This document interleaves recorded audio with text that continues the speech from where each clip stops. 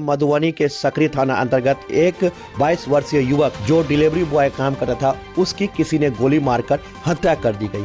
घटनास्थल पर पहुंचे मधुबनी एसपी ने सुने क्या कुछ कहा इस घटना को लेकर के।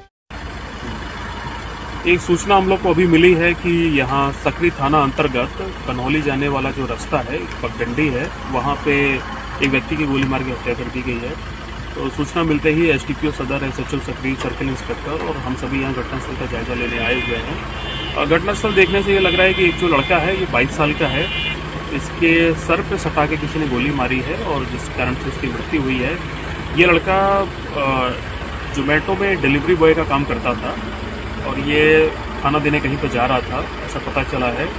और उसी क्रम में यहाँ रास्ते पर रोक करके किसी ने इसकी हत्या की है। और जिस टाइप से गोली मारी गई है और इसकी मोटरसाइकिल भी यहाँ पे मौजूद नहीं है, उसको देख के प्रथम दृष्टि ऐसा लग रहा है कि किसी से इसका पहले से विवाद था और उसी चलते ये घटना कारित की गई है।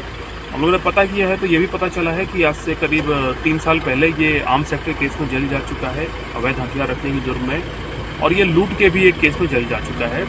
और उस समय 5-6 लड़कों का गैंग था जिसके साथ में ये ऑपरेट करता था। तो चूंकि इसका पुराना आपराधिक इतिहास भी रहा है तो उस एंगल से भी जांच करनी पड़ेगी कि आखिर कोई रंजिश तो नहीं थी पुरानी।